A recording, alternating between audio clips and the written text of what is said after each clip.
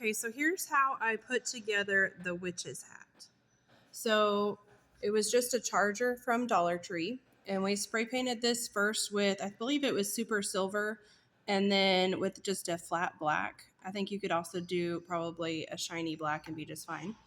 And then we put the party hat on top, and we also spray painted the party hat before we put it on there. I had to make mine from a poster board earlier because I didn't have one of the party hats.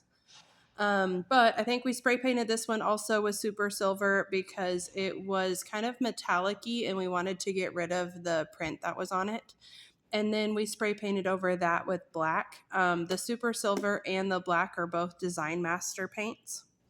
So then I started out and I hot glued the witch's hat to the charger after it was all painted. And then I set that to the side and I put together, and I did this one in off color so it'd be easier to see. So I wrapped some polyfoil around my block of foam to help like absorb, or not absorb, but to hold that water. And so here's how I did that. And I'm going to do this one with the green side out because it'll be easier to cover. But I just essentially wrapped it like a present. So I pulled it up on both sides, pulled the bottom up, and then just wrapped it in, and then used a little anchor tape to tape it together.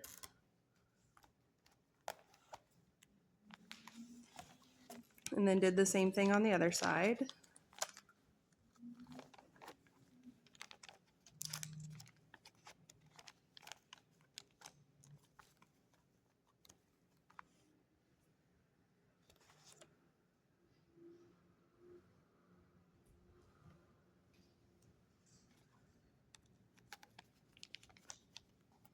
And then I took more anchor tape and I went all the way around to make sure that my foam was secured really well into my polyfoil.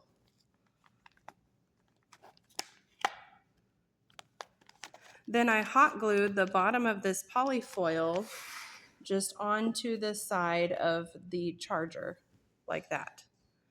And then I started designing, and I just put the flowers through the top.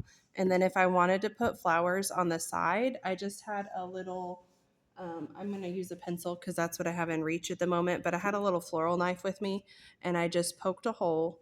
And then I would insert the flower after I poked the hole.